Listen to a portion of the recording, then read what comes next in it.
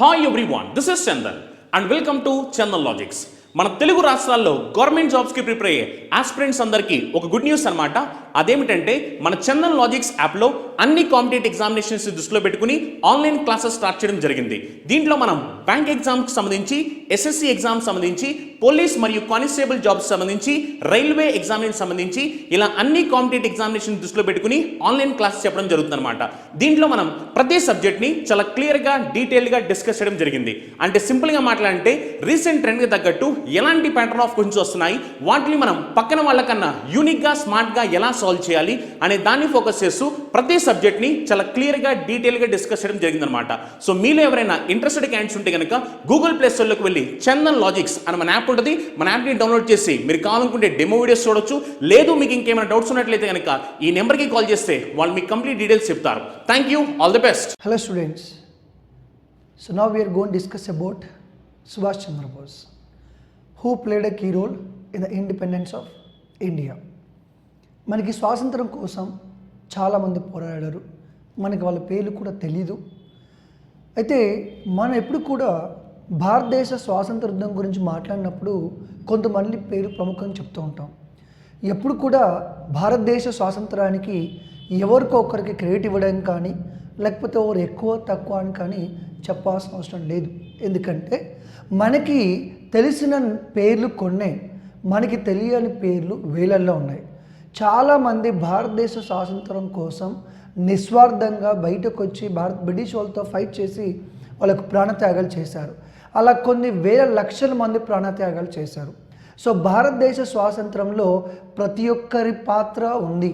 కొందరి పాత్ర మనకు పైకి కనిపించింది, కొందరి పాత్ర మనకు కనిపించలేదు. కాబట్టి కొన్ని వేల లక్షల మంది సాక్రిఫైస్ దీంట్లో ఉంది. అలాగే భారతదేశం కోసం, స్వాతంత్రం కోసం పోరాటిన దాంట్లో మనం చెప్పుకున్న ఒక ప్రముఖ వ్యక్తి ఎవరైనా ఉన్నారంటే అతని గురించి ఇంట్రడక్షన్ చేయాల్సిన అవసరం లేదు. Everybody knows to him. That is called the Netaji Subhash Chandra Bose. Okay, right. So come to Netaji Subhash Chandra Bose. ఆయన కాంట్రిబ్యూషన్ ఏంటి, ఏం చేశారు ఒకసారి మనం చూద్దాం. Okay, come to Subhash Chandra Bose. ఆయన బయోగ్రఫీ కనుక తీసుకున్నట్టయితే 1897లో ఆయన కటక్లో జన్మించడం జరిగింది. ఎక్కడ, మన present Orissa. So he was Born in Cuttack and later because of his father wish he decided to become an ICS officer. He decided to become an ICS officer. So the Subhash Chandra Bose in 1919 he left India to London. He went to London to become an ICS officer. Yes, because it's father wish. So he went there and he was qualified, right? He got 4th rank also, but later he decided to resign. So ఏదైతే ICS officer job వచ్చిందో దాన్ని resign చేయాలని చెప్పి ఆయన నేరుగా గవర్నమెంట్కి letter రాయడం జరిగింది. బికాజ్ ఈ don't want to serve the British who is treating Indians as a slaves. భారతదేశాన్ని బానిసలుగా చేస్తూ పరిపాలిస్తున్న బ్రిటిష్ వాళ్ళతో భాగస్వామ్యంలో పనిచేయడం అంటే డెఫినెట్గా ఎవరు ఒప్పుకోరు. సో ఆయన కూడా రిలీజ్ అయిపోయి ఆయనే డెఫినెట్గా రిజైన్ చేయాలని డిసైడ్ అయిపోయారు. సో బోస్ గారు రిజైన్ చేయడంతో పాటుగా అలాగే 1920లో భారతదేశానికి వచ్చిన తర్వాత ఆయనే కాంగ్రెస్ పార్టీలో జాయిన్ అవ్వడం జరిగింది. He was became the member of Congress party. Yes, దాంతోపాటుగా మనకి 1920లో గాంధీజీ గారు నాన్ కోఆపరేషన్ మూమెంట్ని స్టార్ట్ చేశారు. Yes, Bose also became part of non cooperation movement. Bose was admirer of non cooperation movement, Gandhiji. అయితే బోస్ గారు స్టేట్మెంట్ ఇచ్చారు గాంధీ గారి యొక్క ఫాలోయింగ్ చేసి, అరే నేను ఎప్పుడు చేయలేదు నా జీవితంలో, ఇలాంటి ఒక పర్సన్కి ఇంత క్రేజీ ఉంటుందా, ఇంతమంది అభిమానిస్తారని చెప్పేసి గాంధీ గారిని చూసి, ప్రజలను చూసి బోస్ గారికి ముచ్చటేసింది. Okay, right. అలాగే 1922లో గాంధీ గారు నాన్ కోఆపరేషన్ మూమెంట్ని సడన్గా సస్పెండ్ చేయడం జరిగింది. ఒక చిన్న సంఘటన బేస్ చేసుకొని గాంధీ గారు, లేదు ఇది అహింసా ఉద్యమం, అహింస మార్గంలో వెళ్ళాలి, నేను హింసను సహించను అని చెప్పేసి గాంధీ గారు ఉద్యమాన్ని అనుకోకుండా ఆపేయడం జరిగింది. సో దాన్ని సుభాష్ చంద్రబోస్ గారు తీవ్రంగా వ్యతిరేకించారు. Yes, Subhash Chandrabose criticised Gandhiji for suspension of non cooperation movement based on one incident. దాని తర్వాత సుభాష్ చంద్రబోస్ గారు 1923లో all India youth Congress president అయ్యారండి. ఏంటండి, ఆల్ ఇండియా యూత్ కాంగ్రెస్ ఏర్పాటు చేశారు, దానికి ప్రెసిడెంట్ కూడా అవ్వడం జరిగింది గాంధీ గారు. దాంతోపాటు ఈ 1924-1925 ఈ కాలంలో మన బోస్ గారు కలకత్తాకి CEO అయ్యారు. అలాగే కలకత్తాకి తర్వాత మేయర్ కూడా పనిచేశారు. కలకత్తా అయితే మున్సిపల్ కార్పొరేషన్ ఉందో దానికి CEOగా పనిచేశారు. దాని తర్వాత అదే కలకత్తాలో మేయర్గా కూడా వర్క్ చేశారు బోస్ గారు. అలాగే 1925 సమయంలో బోస్ గారిని బ్రిటిష్ వాళ్ళు అరెస్ట్ చేయడం జరిగింది. అరెస్ట్ చేసి మాండలే జైలుకు పంపించారు. తెలుసు కదా మనకి, బ్రిటిష్ వాళ్ళు ఇండియన్స్ని ఎవరు అరెస్ట్ చేసినా కానీ అయితే అండమాన్ నికోబార్కి పంపిస్తారు, అండమాన్ జైలుకి పంపిస్తారు, లేదంటే బర్మాలో ఉన్న ప్రజెంట్ మయన్మార్లో ఉన్న మాండలే జైలుకి పంపించడం జరుగుతుంది. అలా బోస్ గారు 1925లో మాండలే జైలుకి వెళ్ళడం జరిగింది. ఓకే, దీని తర్వాత 1925 తర్వాత బోస్ గారు 1928 కాంగ్రెస్ పార్టీ మీటింగ్ జరిగిందండి. 1928 కాంగ్రెస్ పార్టీ మీటింగ్ జరిగింది.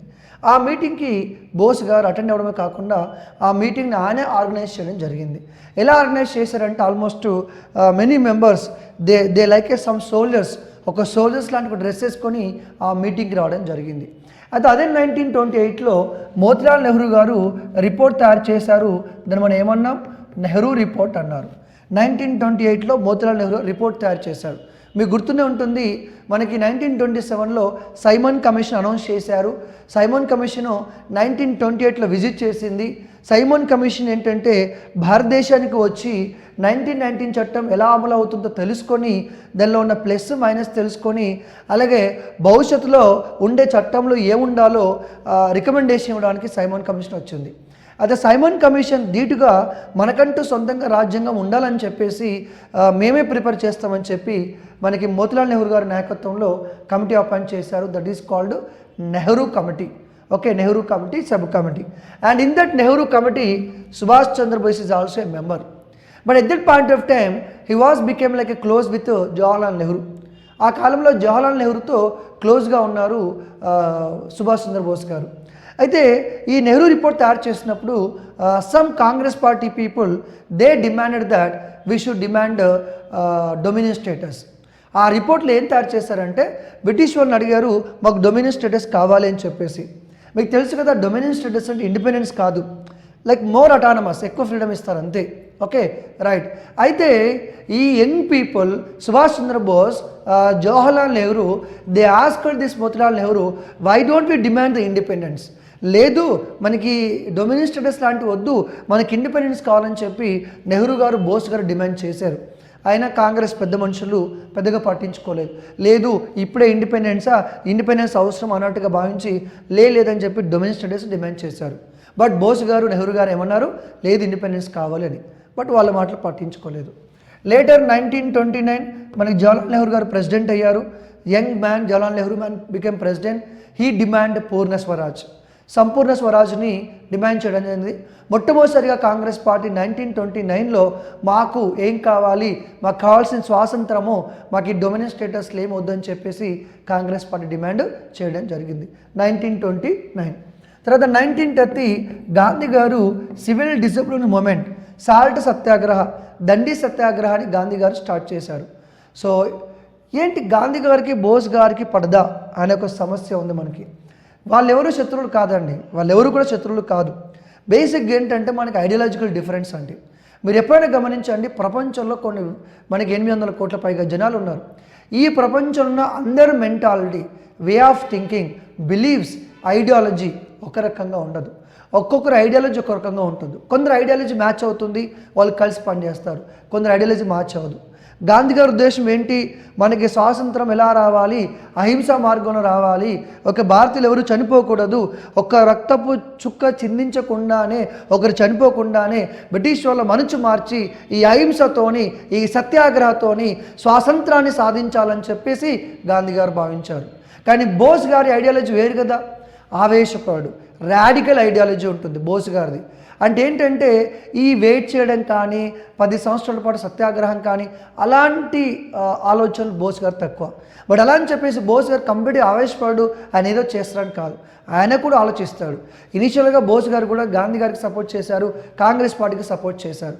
బట్ ఇంకా ఎన్ని రోజులు ఇలాంటి ఉద్యమం, ఇంకెన్ని రోజులు ఇలా చేస్తే మనకు స్వాతంత్రం వస్తుందా అనే కైండ్ ఆఫ్ యాటిట్యూడ్ బోస్ గారిలో ఉంది. లేదు ఏదో ఒకటి చేసేయాలి, ఒక ఉద్యమం చేయాలి, ఒక కైండ్ ఆఫ్ క్యాంపెయిన్ చేయాలి, మన ప్రెషర్ తీసుకురావాలి అనేది బోస్ గారి ఐడియాలజీ. సో ఐడియాలజీ డిఫరెంట్ అండి. ఐడియాలజికల్లీ గాంధీ గారు వేరు, బోస్ గారు వేరు. అంతే తప్ప ఇద్దరికి పర్సనల్గా అయితే ఎటువంటి ప్రాబ్లం లేదు. ఓకే, ఎవరి ఐడియాలజీ వాళ్ళకు ఉంటుంది, అది తెలుసుకుంటే చాలు. అప్పుడు మనం ఎవరికి సపోర్ట్ చేయాలా, ఎవరికి సపోర్ట్ చేయకూడదు అనేది మనం తర్వాత డిస్కస్ చేసుకోవచ్చు. బట్ ఇద్దరికి ఉన్న కంటెంట్ ఏంటంటే స్వాతంత్రం రావాలని చెప్పి ఇద్దరు అనుకుంటున్నారు. బట్ వాళ్ళు ఎంచుకున్న మార్గాలు వేరు. అందరికీ స్వాతంత్రం రావాలి, ఎంచుకున్న మార్గం వేరు. బోస్ గారు ఎంచుకున్న మార్గం వేరు, గాంధీ గారు ఎంచుకున్న మార్గం వేరు. Okay, right. సో 1930 తర్వాత బోస్ గారు ఈ ఉద్యమంలో పాల్గొన్నారు, బోస్ గారు అరెస్ట్ చేశారు. 1930s తర్వాతనే ఈ కాంగ్రెస్ పార్టీలో మనకి సోషలిస్ట్ అని చెప్పి కూడా పెట్టారనమాట. అంటే కాంగ్రెస్ సోషలిస్ట్ పార్టీ అంటారు. ఈ కాంగ్రెస్ పార్టీలో సోషలిస్ట్ వింగ్ తీసుకొచ్చారు. దానికి బోస్ గారు ప్రెసిడెంట్గా పనిచేశారు. ఈ బోస్ గారు, నెహ్రూ గారు ఏంటంటే కొంచెం లెఫ్టిస్ట్ ఐడియాలజీ, కొంచెం సోషలిస్ట్ ఐడియాలజీ. వీళ్ళు యూరోప్లో కొన్ని కంట్రీస్కి వెళ్ళారు, రష్యాకి వెళ్ళారు. అంటే ఈ నెహ్రూ కానీ బోస్ గారు కానీ గురించి చెప్తున్నాను నేను. సో వీళ్ళు అప్పుడున్న లెఫ్టిస్ట్ ఐడియాలజీకి, సోషలిస్ట్ ఐడియాలజీకి వీళ్ళు ఇన్స్పైర్ అవ్వడం జరిగింది.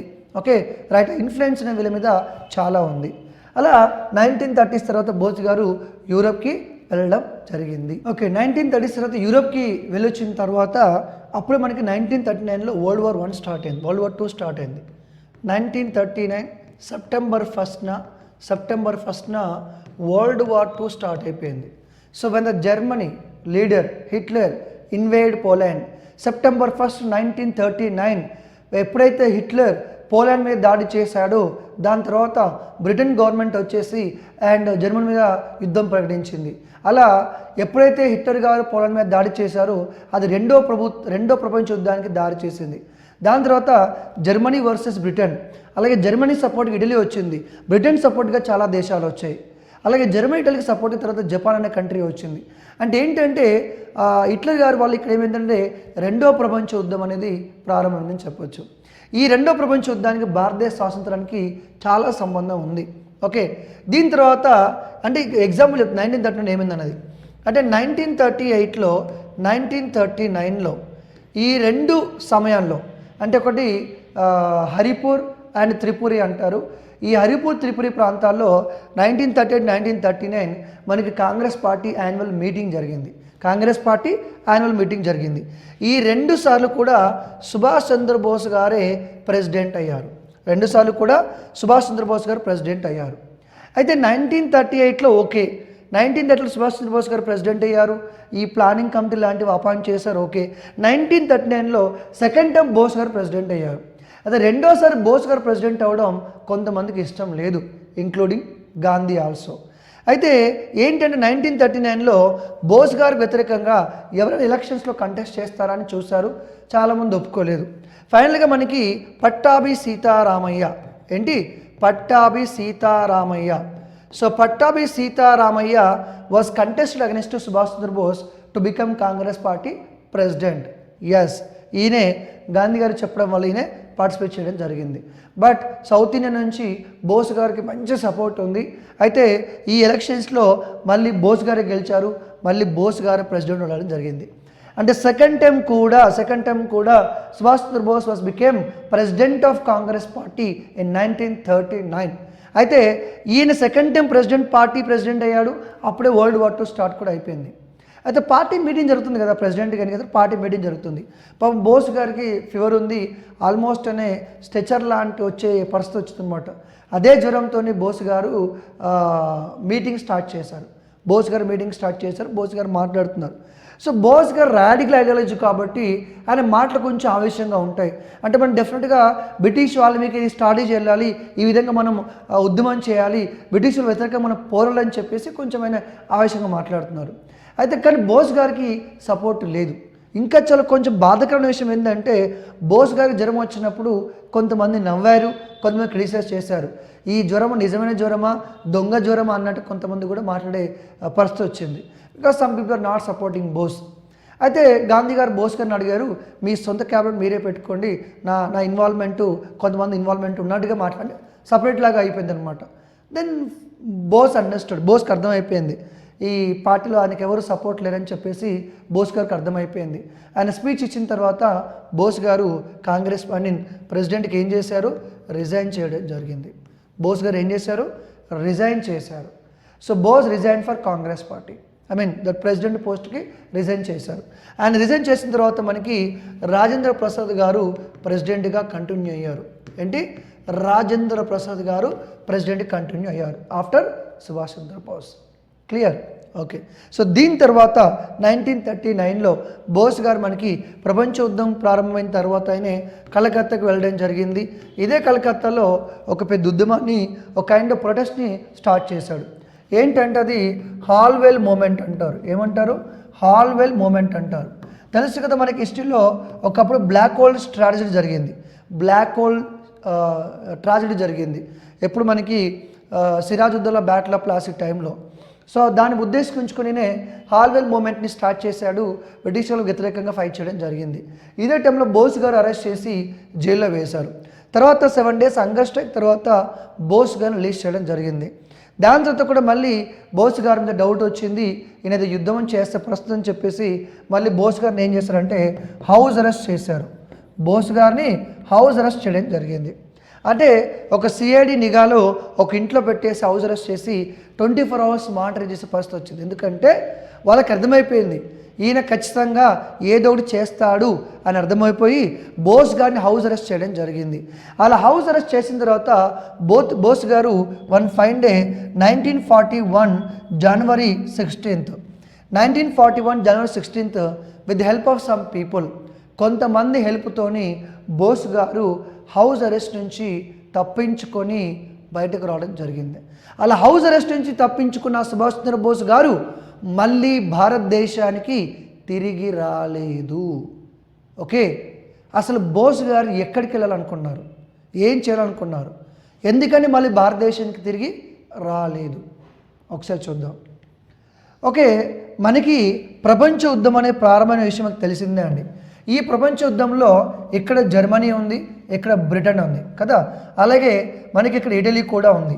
ఇక్కడ ఏంటంటే మ్యాటర్, బ్రిటన్ ఒకవైపు, జర్మనీ ఇటలీ ఒకవైపు అండి. అంటే ఏంటి, రెడ్ కలర్ తీసుకుంటున్నాను. ఈ జర్మనీ కానీ ఇటలీ కానీ కలిసి ఫైట్ చేస్తున్నారు. వీళ్ళకి అగెనిస్ట్గా యూకే ఉంది, రైట్. సో వరల్డ్ వార్ టూలో ఏంటంటే ఒకవైపు యూఎస్ఏ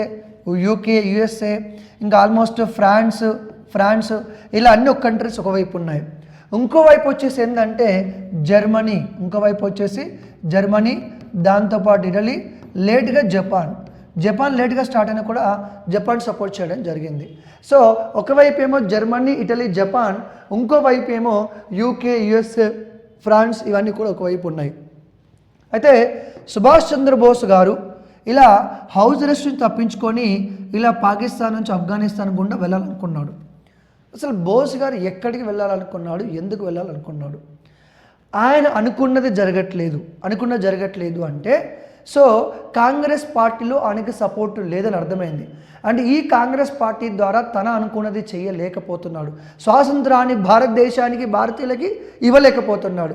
సో ఎలాగైనా సరే భారతదేశానికి స్వాతంత్రం ఇవ్వాలని ఒక ఆలోచనతో ఆయన భారతదేశాన్ని విడిచిపెట్టి వెళ్ళాలనుకున్నాడు. అలా అక్కడి నుంచి ఎక్కడికి వెళ్ళాలనుకున్నాడు అంటే మాస్కో వైపు వెళ్ళాలనుకున్నాడు. ఎందుకు అంటే ఇనీషియల్గా రష్యా అయితే ఉందో, రష్యా జర్మనీ కొంచెం ఫ్రెండ్షిప్ లాగా ఉండేవి. హిట్లర్ రష్యాని అటాక్ చేయని చెప్పి ప్రామిస్ చేయడం జరిగింది ఇనీషియల్గా. అయితే దాని తర్వాత ఈ రష్యా కూడా ఆల్మోస్ట్ జర్మనీ వ్యతిరేకంగా ఉంది కాబట్టి సో బోస్ గారు ఫస్ట్ రష్యాకి వెళ్ళాలనుకున్నారు. దాని తర్వాత అర్థమైపోయింది రష్యా జర్మనీకి అగెనిస్ట్గా ఇద్దరు ఫైట్ చేస్తారని చెప్పేసి. అందుకని బోస్ గారు ఏం చేస్తారంటే అక్కడి నుంచి ఎక్కడికి వెళ్ళారు, జర్మనీకి వెళ్ళారు. అంటే భారతదేశంలో ప్రారంభమైన జర్నీ ఎక్కడికి వెళ్ళింది అనే జర్మనీకి వెళ్ళింది. అటు ఆ రోజుల్లో ఎటువంటి పెద్ద కమ్యూనికేషన్ ఏది లేదు. అంటే చాలామంది హెల్ప్ చేశారు, అక్బర్ ఖాన్ అని చెప్పేసి, ఆగా ఖాన్ 3 followers కానీ చాలామంది బోస్ గారు హెల్ప్ చేశారు. ఓకే, ఈయనే ఇక్కడి నుంచి బోస్ గారు ఇలా వెళ్తున్నప్పుడు ఈ ఆఫ్ఘనిస్తాన్, టర్క్మెనిస్తాన్ ఒక ప్రాబ్లం వచ్చింది. ఏంటి అంటే బ్రిటిష్ వాళ్ళు కూడా చాలా ప్రాంతాలు ఉన్నారు కదా, చెక్ చేస్తారు. మీరు ఎవరు, ఎక్కడికి వెళ్తున్నారు, ఎందుకు వెళ్తున్నారు, ఎక్కడో చోట చెక్ చేస్తారు.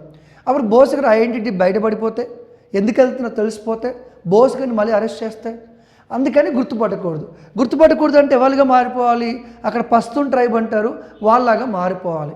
అందుకేం చేశారు, గడ్డం పెంచేశారు, మొత్తం గెటప్ అంతా మార్చేశారు బోస్ గారు. సరే గడ్డం పెంచారు, గెటప్ మార్చారు, బాగానే ఉంది. వాళ్ళు మాట్లాడతారు, నువ్వు ఎక్కడంటే నేను ఆఫ్ఘనిస్తాన్, ఇప్పుడు ఉన్నాను అనుకోండి, రాజస్థాన్ అడిగారు అనుకోండి, నేను రాజస్థానీ భాష మాట్లాడాలి కదా, నేను పంజాబీ అనుకోండి, పంజాబీ లాంగ్వేజ్ మాట్లాడాలి కదా. సో మరి లాంగ్వేజ్ ప్రాబ్లం. అందుకని ఏం చేశారు, then Subhash Chandrabose decided to act as a deaf and dumb. He decide to act as a deaf and dumb, ఒక మూగవాడిగా డిసైడ్ అయిపోయాడు. ఎందుకంటే గెటప్ చూసి ఎలాగో లోకల్ పర్సన్ అనుకుంటాడు, మాటలు రావు కాబట్టి నీది ఏ భాష ఏంటని అడిగే ఛాన్స్ ఉండదు, బయటపడే ఛాన్స్ ఉండదు. So that is what Subhash చంద్రబోస్కి అలా ఫ్రెండ్ ఐడియా ఇచ్చాడు, దాన్ని ఫాలో అయ్యాడు. అలా బోస్ గారు అక్కడి నుంచి ఎక్కడికి వెళ్ళారు, జర్మనీకి వెళ్ళారు.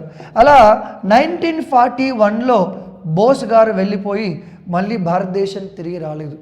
అసలు బోస్ గారి ఉద్దేశం ఏంటి అంటే, ఆ రోజుల్లో భారతదేశాన్ని పరిపాలించేది బ్రిటిష్ వారికి వ్యతిరేకంగా ఫైట్ చేయాలంటే ఖచ్చితంగా ఒక ఆర్మీతో, అంటే ఒక ఆర్మీని తీసుకొచ్చి భారతదేశానికి వచ్చి బ్రిటిష్ వాళ్ళని ఓడించాలంటే సొంతంగా అనేక ఆర్మీ అనేది లేదు.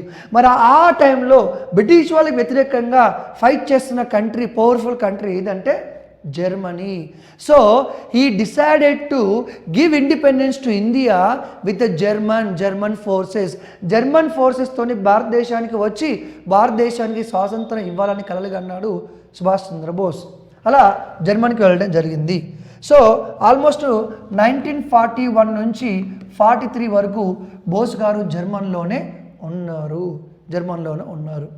కాకపోతే కొంచెం ఇక్కడ బోస్ గారి మీద విమర్శ ఏంటంటే, హిట్లర్ అంటే ఫాసిస్ట్ ఐడియాలజీ, చాలామంది చావుకు కారణం, ప్రపంచ యుద్ధాన్ని ప్రారంభించింది ఆయనే, అలాగే చాలామంది జ్యూస్ కమ్యూనిటీని ఊచకోత కోసించారు.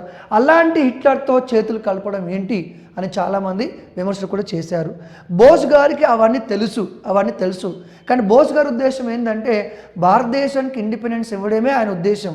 అంతే తప్ప బోస్ గారి లాగా తను కూడా ఫ్యాసిస్ట్గా మారాలని ఆలోచన బోస్ గారికి లేదు. కేవలం జర్మనీ హెల్ప్ తీసుకొని ఇండిపెండెన్స్ ఇవ్వాలని ఆలోచన తప్ప జర్మనీ హిట్లర్ లాంటి ఆలోచనలు బోస్ గారికి ఎప్పుడూ లేవు. సో 1941 to 43 బోస్ గారు జర్మన్లో ఉన్నారు. ఏం చేశారు జర్మన్లో బోస్ గారు? Okay right. ఏం చేశారంటే బోస్ గారు అక్కడికి వెళ్ళిన తర్వాత ఆయన ఫ్రీ ఇండియన్ సెంటర్, ఫ్రీ ఇండియాని ఏర్పాటు చేయడం జరిగింది. దాంతోపాటు ఆజాద్ హింద్ రేడియో, ఏంటండి Azad Hind radio or free India radio అంటారు. Azad Hind radio, free India radio, Azad Hind radio, free India రేడియోని ఆయన అక్కడ నడపడం జరిగింది. దాంతోపాటు ఫ్రీ ఇండియన్ లీన్ అంటే ఏ కైండ్ ఆఫ్ రెజిమెంట్, ఒక ఆర్మీ అనమాట. 3000 మంది పైగా ఉన్న ఆర్మీ ఫ్రీ ఇండియన్ లీన్ అంటారు. ఎవరి ఆర్మీ అంటే ఎవరైతే జర్మనీ వాళ్ళ చేత అరెస్ట్ చేయబడ్డారో, ఎవరైతే బ్రిటిష్ వాళ్ళ తరపున ఫైట్ చేస్తున్నారో ఆ కొంతమంది అరెస్ట్ అయిన వాళ్ళని, మైగ్రేట్ అయిన వాళ్ళు ఎవరైతే ఉంటారో వాళ్ళతో ఒక ఆర్మీ ఏర్పాటు చేయడం జరిగింది. దాన్ని ఫ్రీ ఇండియా లీన్ అంటారు. ఇదే జర్మనీలో ఉన్నప్పుడు ఆజాద్ హింద్ రేడియో ద్వారా చాలా స్పీచ్లు ఇచ్చారు బోస్ గారు. జర్మనీలో ఉన్న చాలామందిని ఏకం చేశారు ఆయన. దాంతోపాటు మనకి ఏదైతే సాంగ్ ఉందో జనగణ మన సాంగ్ని బోస్ గారు అప్పుడు పాడారు. అది వాస్తవంగా చెప్పాలంటే ఆ జనగణమన అనేది ఒక నేషనల్ యాంథమ్గా ఉంటే బాగుంటుందని ఒక భావన కూడా వ్యక్తపరచడం జరిగింది బోస్ గారు. సో బోస్ గారి కాంట్రిబ్యూషన్ జనగణమనలో కూడా ఉంది. ఆయన అక్కడ రేడియో నుంచి పాడడం జరిగింది. తర్వాత 1942 ఐ థింక్ ఏప్రిల్ టైంలో అనుకుంటాను, బోస్ గారికి ఫైనల్గా హిట్లర్ గారిని కలిసే అవకాశం వచ్చింది. హిట్లర్ గారిని కలిశారు. అప్పుడున్న బోస్ ఐఎన్టీ పేరు ఇవన్నీ మార్చుకున్నారు కాబట్టి బోస్ హిట్లర్ కలిశారు. డిస్కషన్ స్టార్ట్ అయింది. ఏంటి, బోస్ గారు అంటే కొంచెం ఇండియా మీద సింపతి ఉంది వాళ్ళకి. ఎందుకు సింపతి ఉందంటే కాలనీ కదా. ఇక్కడ గుర్తుపెట్టుకోండి, ఇక్కడ బోస్ గారు ఒక కాలనీ నుంచి వచ్చాడు, ఇండిపెండెంట్ కంట్రీ నుంచి రాలేదు. సో మన మీద సింపతి ఏంటంటే ఒక కాలనీ నుంచి వచ్చాడు, ఆయన కొంతమంది చిన్న చూపు చూశారు. అలాగే లేదు వీళ్ళు ఇండిపెండెన్స్ కోసం ఫైట్ చేస్తున్నారు, ఏదో హెల్ప్ చేయాలని సింపతి చూసే వాళ్ళు కూడా ఉన్నారు.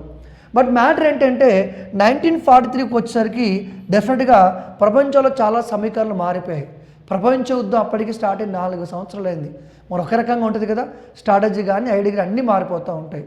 సో హిట్లర్ గారు ఏం చెప్పారంటే ఈ టైంలో జర్మనీ ఆర్మీ అనేది ఇండియాకి రావడం చాలా కష్టంతో కూడుకున్నది. ఇప్పుడు ఇక్కడ ఆర్మీ ఉంది కదండి, ఇక్కడ ఆర్మీ జర్మనీ ఆర్మీ అనేది భారతదేశం వైపు రావడం చాలా కష్టంతో కూడుకున్నది. కాబట్టి మరి ఏం చేయాలి అనే డిస్కషన్ కూడా వచ్చింది. సో అప్పుడు మనకున్న ఇంకొక సొల్యూషన్ ఏంటి అంటే, ఇక్కడ ఉన్న జర్మనీ ఫోర్సెస్ ఆల్రెడీ యుద్ధంలో ఉన్నారు. ఈ జర్మన్ ఫోర్సెస్ భారతదేశానికి రావడం చాలా కష్టంతో కూడుకుంది. అయితే మనకి ఇక్కడ ఆల్రెడీ జపాన్ అనే కంట్రీ ఉంది. ఈ జపాన్ అనే కంట్రీ వరల్డ్ వార్ 2లో కూడా జాయిన్ అయింది కదా. అయితే వరల్డ్ వార్ 2 కంటే ముందే జపాన్ 1937లోనే చైనాతో యుద్ధం ప్రారంభించారు. ఓకే, వాళ్ళ యుద్ధం నడుస్తుంది. ఈ జపాన్ కంట్రీ ఈ సౌత్ ఈస్ట్ ఏషియాలో ఫిలిప్పైన్స్, థాయిలాండ్, మలేషియా, సింగపూరు, ఇలా బర్మా, అండమాన్ నికోబారు ఇవన్నీ ఆక్రమించేసింది. అంటే ఏంటి, ఏవైతే మనకి సౌత్ ఈస్ట్ ఏషియాలో బ్రిటిష్ కాలనీస్ ఉన్నాయో థాయిలాండ్, సింగపూర్, బర్మా ఇలాంటి ప్రాంతాలని జపాన్ వాళ్ళు ఆక్రమించేసుకున్నారు. Very very powerful army, Japan is very very powerful army, ఇవన్నీ ఆక్రమించేసుకున్నారు. సో ఇప్పుడు బోస్ గారికి ఉన్న ఆలోచన ఏంటి అంటే, ఇక్కడ ఎలాగో ఇప్పుడు హెల్ప్ లేదు కాబట్టి నెక్స్ట్ ఎక్కడికి వెళ్ళాలి, జపాన్కి వెళ్ళాలి. ఎందుకు జపాన్కి వెళ్ళాలి అంటే, జపాన్ కూడా జర్మనీతో కలిసి పనిచేస్తుంది. ఎందుకు అంటే జర్మనీ బ్రిటిష్కి అగెనిస్ట్గా ఫైట్ చేస్తుంది. ఎందుకంటే ఇండియాని పరిపాలించేది బ్రిటిష్ వాళ్ళు కాబట్టి. సో ఇలా జపాన్ హెల్ప్ తీసుకొని, which is very near to India కదా, ఇండియాకి దగ్గరగా ఉంది. సో జపాన్ ఆర్మీతో భారతదేశం మీదకి వచ్చి బ్రిటిష్ వాళ్ళు ఓడించి భారతీయులకు స్వతంత్రాన్ని ప్రసాదించాలని కోరుకున్నాడు సుభాష్ చంద్రబోస్ గారు. రైట్. కానీ ఇంత దూరం నుంచి దూరం ఎట్లా వెళ్తాడు, ఏ రకంగా వెళ్ళాలి? ఫ్లైట్లో వెళ్ళడం కష్టం, ల్యాండ్ ద్వారా కష్టం. ఎందుకంటే ఆల్మోస్ట్ చాలా ప్రాంతాలు ప్రపంచ యుద్ధంలో ఉన్నాయి. ఎప్పుడు ఎక్కడ ఎలా చంపేస్తారో ఏం చేస్తారో ఎవరికి తెలియదు. మరి ఇక్కడున్న బోసు అక్కడికి జపాన్కి వెళ్ళాలంటే ఎలా వెళ్ళాలి? సో అందుకే హిట్లర్ గారు అగ్రి చేశారు, we are going to arrange a submarine arrange చేస్తానని చెప్పారు. తెలుసు కదా, సబ్మెరైన్ నీటి లోపల ప్రవహిస్తూ ఉంటుంది. ఓకే, అలా జర్మన్ నుంచి మనం సబ్మెరైన్లో ప్రారంభమయ్యాడు. కానీ ఇక్కడ ఏంటంటే, మనం హిస్టరీలో వాస్కోడి గామా గురించి డిస్కస్ చేసాం. వాస్కోడి గామా, బర్తోమెయో డియాజు ఇలా ఆఫ్రికా గుండా వచ్చి చక్కరికి ఇండియాకి రావడం జరిగింది. అంటే అప్పట్లో టెక్నాలజీ ఏం లేకపోయినా షిప్పుల ద్వారా వచ్చారు. అదేవిధంగా బోస్ గారు కూడా ఈ సబ్మెరైన్ ద్వారా ఎక్కడికి వెళ్ళారు, ఆయన జపాన్కి వెళ్ళడం జరిగింది. So Subhash Chandrabose travelled from Germany to that Japan in the submarine. First Germany సబ్మెరైన్లో ప్రయాణం చేశారు, తర్వాత జపాన్ సబ్మెరైన్లోకి చేంజ్ అయిపోవడం జరిగింది. అంటే ఆ రోజుల్లో ఒక సివిలియన్ అనే పౌరుడు కదా, సాధారణ పౌరుడు కదా, మామూలుగా ఒక సివిలియన్ అనే వ్యక్తి సబ్మెరైన్లో అంత దూరం ప్రయాణించడం, అది ఒక సబ్మెరైన్ నుంచి ఇంకో సబ్మెరైన్కి చేంజ్ అవ్వడం అనేది అసలు మానవ చరిత్రలో లేదు. అంటే ఒక మనిషికి ఎంత గుండె ధైర్యం ఉంటే, ఎంత పట్టుదల ఉంటే ఒక మనిషి ఈ ప్రాంతం నుంచి ఇక్కడికి వెళ్ళి ఈ ప్రాంతం మళ్ళీ జపాన్ వారికి వెళ్తాడండి. That is what Subhash Chandrabose. Right. Okay, so ఫైనల్గా ఆయన సబ్మెరైన్లో వచ్చారండి. ఇక్కడ మనం ఫోటో చూడవచ్చు. ఎస్, ఇక్కడ ఫోటో చూడండి. ఈయన సబ్మెరైన్లో ఎక్కినప్పుడు ఫోటో. ఇది మన బోస్ గారు అండి, సుభాష్ చంద్రబోస్ గారు. ఇది సుభాష్ చంద్రబోస్ గారు సబ్మెరైన్లో ఎక్కారు. సబ్మెరైన్లో అంటే అండర్గ్రౌండ్లో ఉంటుంది. దానిలో ట్రావెల్ చేయాలంటే మెంటల్గా చాలా స్ట్రాంగ్గా ఉండాలి. సో బోస్ గారు అలా సబ్మెరైన్లో ఫైనల్ ఎక్కడికి వెళ్ళిపోయారు, జపాన్కి వెళ్ళిపోవడం జరిగింది. సో జపాన్లో ఏం జరిగింది? First thing, Japan already British వ్యతిరేకంగా ఉంది.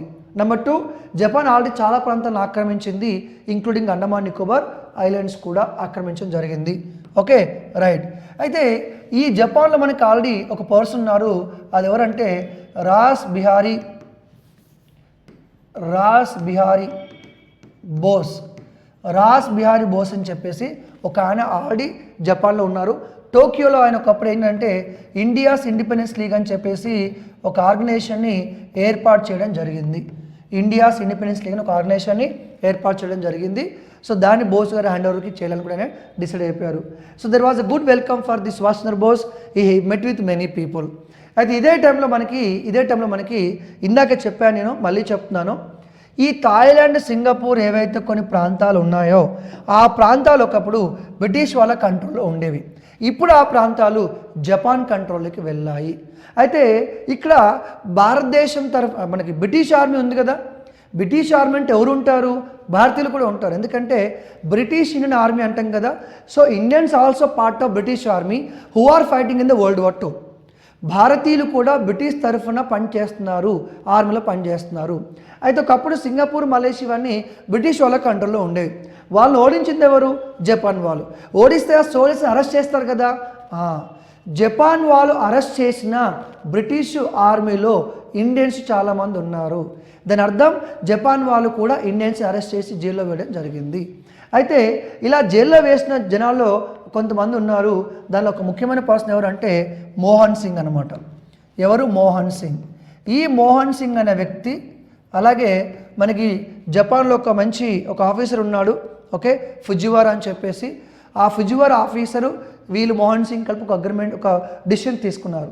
ఏంటంటే డిసిషన్ అంటే ఎవరైతే 50-60 వేల మంది ఇండియన్ సోల్జర్స్ ఉన్నారో, అరెస్ట్ అయ్యారో, now they are ready to fight against British. అంటే ఒకప్పుడు బ్రిటిష్ తరఫున పనిచేసిన ఇండియన్ సోల్జర్స్ని తీసుకొని బ్రిటిష్ వాళ్ళకి వ్యతిరేకంగా ఫైట్ చేయాలని చెప్పి డిసైడ్ అయిపోయారు. అలా ఏర్పడింది ఏంటంటే INA. అలా ఏర్పడింది INA అంటే ఇండియన్ నేషనల్ ఆర్మీని ఏర్పాటు చేయడం జరిగింది. దీంట్లో ఆ జపాన్ పర్సన్ ఫుజివారా రోల్ ఉంది, అలాగే మోహన్ సింగ్ కూడా ఉన్నారు. ఇండియన్ నేషనల్ ఆర్మీ అని చెప్పి భారతీయులతో ఒక ఆర్మీని ఏర్పాటు చేయడం జరిగింది. తర్వాత కొన్ని ఇష్యూస్ వచ్చి దాన్ని పక్కన పెట్టేశారు. అదే టైంలో సుభాష్ చంద్రబోస్ గారు వచ్చారు. సో అదే టైంలో సుభాష్ చంద్రబోస్ గారు వచ్చిన తర్వాత ఈ ఆర్మీని మళ్ళీ రీకన్స్ట్రక్షన్ చేశారు సుభాష్ చంద్రబోస్ గారు. రీకన్స్ట్రక్షన్ చేసి దానికి వాళ్ళు పెట్టుకున్న పేరు ఏంటంటే ఆజాద్ హింద్ ఫౌజ్. INA అని అంటారు, బట్ ఆజాద్ హింద్ ఫౌజ్ అని ఒక గవర్నమెంట్, అలాగే ఆజాద్ హింద్ ఫౌజ్ అని చెప్పేసి అంటూ ఉండడం జరుగుతుంది. ఇలా బోస్ గారు మళ్ళీ జపాన్ నుంచి మలేషియా, సింగపూర్కి రావడం జరిగింది. క్లియర్? రైట్. సో ఈ సుభాష్ చంద్రబోస్ గారు ఏంటంటే ఈ ఆజాద్ హింద్ ఫౌజ్, ఈ ఆజాద్ హింద్ ఫౌజ్లో మనకి ముఖ్యంగా సెంటర్స్ ఎక్కడో చూద్దాం ఒకసారి. ఇక్కడ ఏంటి మనకి, ఇక్కడ మలేషియా ఉంది, ఇక్కడ సింగపూర్ అండి, ఇది సింగపూర్, ఇది ఇక్కడ మన సింగపూరు, ఇది మలేషియా, దాంతోపాటు ఇక్కడ మనకి బ్యాంకాక్, ఓకే, అండ్ దాంతోపాటు ఇక్కడ మనకి నేపిడా, రంగూన్ అంటారు. అలాగే మనకి ఇక్కడ అండమాన్ నికోబార్ ఐలాండ్స్ కూడా ఉన్నాయి. ఎందుకు ఈ ప్రాంతాలను చూపిస్తుందంటే బోస్ గారు మనకి జపాన్ నుంచి వచ్చిన తర్వాత ఇక్కడ ఈ మలేషియా, ఈ సింగపూర్ వచ్చేసి ఈ మయన్మార్ ప్రాంతాలకు వెళ్ళడం జరిగింది. ఈవెన్ బోస్ గారు అండమాన్ నికోబార్కి వెళ్ళడం జరిగింది. ఓకే, బోస్ గారు అండమాన్ నికోబార్కి వెళ్ళారు, అది జపాన్ ఆక్యుపై చేసిన టెరిటరీ అనమాట. బోస్ గారు ఇక్కడ అండమాన్ నికోబార్కి వెళ్ళి ఆయన ఫ్లాగ్ హోస్టింగ్ చేశారు. For the first time a Indian flag, a freedom flag was hoisted by Subhash Chandrabose in Andaman Nicobar. Andaman నికోబార్లో సుభాష్ చంద్రబోస్ గారు మొట్టమొదటిసారిగా ఫ్లాగ్ని హోస్ట్ చేశారు. అలాగే అండమాన్ నికోబార్ ఐలాండ్ని కూడా బోస్ గారు చేంజ్ చేయడం జరిగింది. ఏమన్నారు అంటే షాహీద్ ఐలాండ్ అన్నారు, అలాగే స్వరాజ్ ఐలాండ్ అన్నారు. షాహీద్ ఐలాండ్, స్వరాజ్ ఐలాండ్ అని చెప్పి పేరు పెట్టడం జరిగింది అండమాన్ నికోబారు ఐలాండ్స్కి. Is it clear? సో అది బోస్ గారు అండమాన్ నికోబార్కి వెళ్ళి ఫ్లాగ్ హోస్టింగ్ చేసి వాటి పేరు కూడా మార్చారు. దాంతోపాటు free provisional government of India అంటే ఏంటంటే భారతదేశం వెలుపలే ఆయన గవర్నమెంట్ని స్థాపించారు సుభాష్ చంద్రబోస్ గారు. ఓకే, సో ఈ ఏరియాకి వచ్చిన తర్వాత ఇప్పుడు అంటే బోస్ గారి ఉద్దేశం ఏంటి ఇంతకీ? ఓకే, బోస్ గారి ఉద్దేశం ఏంటి అంటే ఇక్కడ మయన్మార్లో, సింగపూర్లో ఆర్మీ తీసుకొని ఈ మయన్మార్ గుండా భారతదేశం వైపు వెళ్ళాలని చెప్పేసి బోస్ గారు ఆలోచన. So with the help of Japan army and with the help of this INA, Bose want to come to India and defeat British and giving independence to Indians. That is what Bose strategy. అందుకని చెప్పేసి ఇక్కడ ఒకప్పుడు రంగూన్లో కానీ సింగపూర్లో కానీ ఆయన head క్వార్టర్గా తీసుకోవడం జరిగింది. సో బోస్ గారు రెజిమెంట్స్ని ఏర్పాటు చేశారండి ఆ టైంలో. దాంట్లో మనకి ఝాన్సీ రెజిమెంట్ ఉంది. సో ఝాన్సీ రెజిమెంట్ మొట్టమొదటిసారిగా ఏషియాలో ఒక ఉమెన్ గ్యాదర్ చేసి ఒక రెజిమెంట్ ఏర్పాటు చేయడం అంటే అది ఏషియాలోనే మొట్టమొదటిసారిగా. దానికి లక్ష్మీ గారు హెడ్గా ఉన్నారు. లక్ష్మీ సెహగల్ అంటారు లక్ష్మీ గారు. Okay, Jhansi regiment. దాంతోపాటు ఆయన పేరు మీద బోస్ రెజిమెంట్, దాంతోపాటు గాంధీ గారు పేరు మీద గాంధీ రెజిమెంట్, అలాగే వచ్చేసి నెహ్రూ రెజిమెంట్. ఇలా రెజిమెంట్లు ఏర్పాటు చేశారు, 4 రెజిమెంట్లు ఏర్పాటు చేశారు. రంగూన్, సింగపూర్ హెడ్ క్వార్టర్గా తీసుకోవడం జరిగింది. ఇలా సిచ్యువేషన్ జరుగుతున్నప్పుడే బోస్ గారు చెప్తుండేవారు, give me your blood, I'll give your independence. మీ రక్తాన్ని మీరు ధారపోయండి, మీ రక్తాన్ని నాకు ఇవ్వండి, మీకు నేను ఇండిపెండెన్స్, స్వాతంత్రాన్ని ఇస్తానని చెప్పాడు. దాంతోపాటు నవ్ ఆర్ నెవర్ అన్నట్టుగా, అంటే ఈ రోజు కాకపోతే ఇంకెప్పుడు అన్నట్టుగా. అంటే బోస్ గారు మాటలు ఎలా ఉంటాయంటే రక్తం మరిగిపోవాలి, ద బ్లడ్ ఈజ్ బాయిలింగ్, రక్తం మరిగిపోతుంది అనమాట బోస్ గారి మాటలు వింటూ ఉంటే. సో అలా బోస్ గారు. దాంతోపాటు ఒకసారి బోస్ గారు ఏం చేస్తారంటే మనకి ఈ 1946 టైంలోనే బోస్ గారు ఒకరోజు రేడియోలో మాట్లాడడం జరిగింది. ఆ రేడియోలో ప్రసంగించినప్పుడు గాంధీ గారిని ఫాదర్ ఆఫ్ నేషన్గా పేర్కొన్నట్టు చెప్తూ ఉంటారు. ఓకే, బోస్ గారు ఎంత గాంధీ గారితో విభజనలో కూడా ఆయనకి బోస్ గారు గాంధీ గారికి ఎప్పుడు గౌరవాన్ని ఇవ్వడం జరిగింది. అయితే 4 రెజిమెంట్స్ పెట్టిన తర్వాత బోస్ గారు ఏం చేస్తున్నారు, అసలు ఏం జరిగిందని చూద్దాం. ఒకవైపు వీళ్ళకి ప్లాన్ ఏంటంటే కొహిమా ఎక్స్ప్రెషన్ అంటారు. ఏమంటారండి? కొహిమా ఎక్స్ప్రెషన్ అంటారు. ఈ కొహిమా ఎక్స్ప్రెషన్ ఏంటి అంటే వీళ్ళు ఏదైతే ఇప్పుడు నాగాలాండ్ కొహిమా అనే ప్రాంతం ఉందో, ఇక్కడ మయన్మార్ ఉంది కదా, మయన్మార్ ఒకప్పుడు ఏంటి బ్రిటిష్ వాళ్ళ కంట్రోల్లో ఉండేది. తర్వాత ఎవరి కంట్రోల్లోకి వెళ్ళిపోయింది? జపాన్ కంట్రోల్లోకి వెళ్ళిపోయింది. అయితే ఈ జపాన్ వాళ్ళు ఏంటంటే మయన్మార్ గుండా కోహిమా గుండా భారతదేశంలోకి ఎంటర్ అవ్వాలని వాళ్ళకు ఉద్దేశం. కానీ బ్యాటిల్ ఆఫ్ మణిపూర్ అని జరిగింది. ఆ బ్యాటిల్ ఆఫ్ మణిపూర్లో బ్రిటిష్ వాళ్ళు చాలా సులభంగా ఈ జపనీస్ ఆర్మీని ఓడించారు, ఐఎన్ఏ అఫీషియల్స్ని కూడా ఓడించారు. Most of the people of INA were killed. చాలామంది చనిపోయారు, చాలామంది అరెస్ట్ చేసి జైల్లో వెళ్ళడం జరిగింది. ఎవరైతే ఐఎన్ఏ మెంబర్స్ అరెస్ట్ అయ్యారో వాళ్ళు తీసుకెళ్ళి రెడ్ ఫోర్ట్లో విచారించారు. దాన్ని రెడ్ ఫోర్ట్ ట్రయల్స్ అంటారు, ఐఎన్ఏ ట్రయల్స్ అంటారు. అంటే ఏదైతే వీళ్ళు ప్లాన్ వేసుకున్నారో ఆ ప్లాన్ వర్కౌట్ అవ్వలేదు. బ్రిటిష్ వాళ్ళు ఇక్కడే వాళ్ళు ఆపేసి వాళ్ళు ఓడించడం జరిగింది. ఇది ఒక పెద్ద జపాన్ కానీ బోస్ గారు కానీ సెట్ బ్యాక్ అని చెప్పొచ్చు. అయినా సరే బోస్ గారు తన మిలిటరీని రేస్ చేస్తూనే ఉన్నారు. తన ప్లాన్లో తను ఉండడం జరిగింది సుభాష్ చంద్రబోస్ గారు. అయితే ఇదంతా జరుగుతున్నప్పుడే మనకు కొన్ని ఇన్సిడెంట్ జరిగాయి. ఏంటని ఒకసారి నేను చెప్తాను. ఏంటి అంటే 1945 March, April and also August. March, April, August 1945 Italy ruler అయిన ముస్సోల్ని గద్ద దించేశారు, చంపేశారు, నడి రోడ్లో శవాన్ని వేలాడదీశారు. సో కుక్క చావు చచ్చాడు ముస్సోలిని ఆఫ్ ఇటలీ. దాని తర్వాత హిట్లర్ కూడా ఆల్మోస్ట్ ఓడిపోయాడు. హిట్లర్ సైన్యం కూడా ఓడిపోయింది. అయితే ఈ బ్రిటన్ ఫోర్సెస్, రష్యా ఫోర్సెస్ విజయం సాధించారు. అయితే హిట్లర్కి అర్థమైపోయింది ఏమని, ఇంకా రేపు కానీ ఎల్లుండి కానీ వారం రోజుల్లో రష్యా ఫోర్సెస్ బెర్లిన్లోకి ఎంటర్ అవుతారు, నన్ను ఎలాగో పట్టుకుంటారు, చంపేస్తారు. సో హిట్లర్కి అలాంటి చావు ఆయన కోరుకోవట్లేదు. అందుకనే రష్యా ఫోర్సెస్ రాకముందుకే తను చనిపోవాలని డిసైడ్ అయిపోయారు. ఆ విధంగా రష్యా ఫోర్సెస్ రాకముందుకే తన గర్ల్ ఫ్రెండ్ని మ్యారేజ్ చేసుకొని బంకర్లో ఉండి వాళ్ళు కాల్చుకొని చనిపోయారు. సో హిట్లర్ క్లియర్గా చెప్పారు, నేను చనిపోయిన తర్వాత నా డెడ్ బాడీని కాల్ చేయమని. అలా ఇటలీ సరెండర్ అయిపోయింది, జర్మనీ హిట్లర్ చనిపోయారు, జర్మనీ కూడా సరెండర్ అయిపోయింది. దీని తర్వాత కొద్ది రోజులకి ఆగస్ట్లో తెలుసు కదా మీకు, USA dropped 2 nuclear bombs on Japan. USA అనేది జపాన్ మీద 2 న్యూక్లియర్ బాంబ్స్ వేసింది. అప్పుడు జపాన్ కూడా సరెండర్ అయిపోయింది.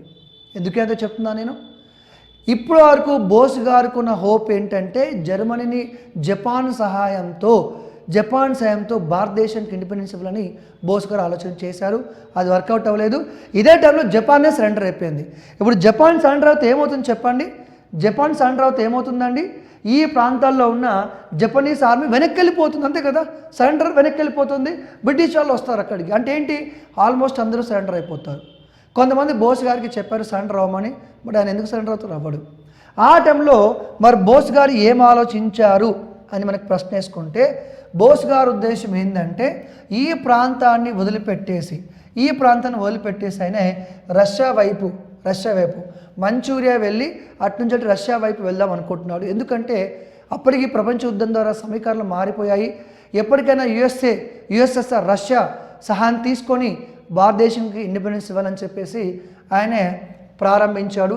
అలా ఒకరోజు ఫ్లైట్ ఎక్కడికి తైవాన్ వరకు వెళ్ళడం జరిగింది. అయితే అక్కడి నుంచి మళ్ళీ మంచూరియా వైపు వెళ్తున్నప్పుడు ఆల్మోస్ట్ ఆగస్ట్ 18th అనుకుంటాను, ఆగస్ట్ 18th ఆయన ఉద్దేశం ఏంటి అంటే ఇక్కడ నుంచి ఎక్కడికి వెళ్ళాలండి, ఆయనకు వెళ్ళాలనుకున్న ప్రాంతం ఏంటండి, రష్యాకి. అంటే మంచూరియా వెళ్ళి రష్యాకి వెళ్దామని చెప్పి ఆయన ఆలోచన. అలా వెళ్ళినప్పుడు ఈ తైవాన్ ప్రాంతానికి వెళ్ళిన తర్వాత అక్కడ ఏరోప్లేన్ అనేది క్రాష్ అయింది, అక్కడే కుప్పకూలిపోయింది, చాలా గాయాలు అయ్యాయి. అండ్ బోస్ గారు హాస్పిటల్కి తీసుకెళ్ళిన తర్వాత ఆయన అక్కడ చనిపోవడం జరిగింది. అయితే ఈ బోస్ గారు చనిపోయారా లేదనేది మనకి ఇప్పటికీ క్లారిటీ అని లేదు. But most of the people strongly believe that August 18th 1945 Bose గారు ఆ ఏరోప్లేన్ క్రాష్లోనే చనిపోయారని చెప్పి ఎక్కువ మంది భావిస్తూ ఉంటారు. ఓకే, అలాగే దాంతోపాటు ఇంకోటి ఏంటంటే అప్పట్లో జపాన్ కూడా ఒక ఏరోప్లేన్ క్రాష్ అని చెప్పి ఇన్ఫర్మేషన్ చెప్పడం జరిగింది. బట్ తర్వాత ఇండియాలో ఎవరికి ఏంటో తెలీదు.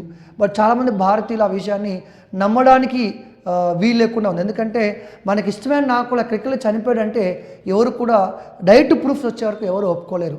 సో భారతదేశంలో చాలామంది అప్పటికి నమ్మారు బోస్ వస్తాడు ఎక్కడో చోటు ఉన్నాడని చెప్పి భారతీయులందరూ నమ్మడం జరిగింది. అలా ఆగస్టు 18th 1945 బోస్ గారు చనిపోయారని చెప్పేసి అనుకోవడం జరిగింది. సో ఇది సుభాష్ చంద్రబోస్ గారు. సో చాలామంది వేసుకున్న ప్రశ్న ఏంటి అంటే బోస్ గారు చనిపోయారా బతుకున్నారా అనేది ఇక్కడ చాలామందికి ఉన్న ప్రశ్న. బోస్ గారు చనిపోయారా బతుకున్నారా అని చెప్పి ప్రశ్న. నేనేమంటాను అంటే బోస్ గారు బతుకున్నారా చనిపోయారా ఎలా చనిపోయారు అనే ప్రశ్నను పక్కన పెట్టేసి అసలు బోస్ గారు భారతదేశానికి ఏం చేశారు, ఆయన సేవ ఏంటి, ఆయన కాంట్రిబ్యూషన్ ఏంటి, ఆయన ధైర్యం ఏంటి అనేది మనం చర్చించుకోవాల్సి ఉంటుంది. ప్రతిసారి ఆయన చావు గురించి మాట్లాడకుండా ఆయన దేశానికి ఇచ్చిన సేవల గురించి మనం మాట్లాడితే ఇంకా చాలా బాగుంటుందనే ఘనమైన నివాళి ఉంటుంది. సో నా ఉద్దేశంలో బోస్ గారు ఈ సక్సెస్ ఫెయిల్యూర్ అవన్నీ పక్కన పెట్టేస్తే ఒక మనిషి ఒక సింగిల్గా ఒక మనిషి ఇంటి ప్రాంతాలు తిరిగి అంటే ఎక్కడి నుంచి భారతదేశం నుంచి మొదలు పెడితే జర్మనీకి వెళ్ళి హిట్లర్ని కలిసి అక్కడి నుంచి మళ్ళీ జపాన్కి వెళ్ళి అక్కడి నుంచి ఈ ప్రాంతానికి వచ్చి భారతదేశానికి ఇవ్వాలనుకున్నాడు. అసలు ఒక మనిషికి ఎంత ధైర్యం అనేది ఉంటే దేశం మీద ఎంత ప్రేమ అనేది ఉంటే అంతవరకు వెళ్తారండి. That is what the great Subhash Chandrabose also known as Netaji Subhash Chandrabose. Right. జై హింద్.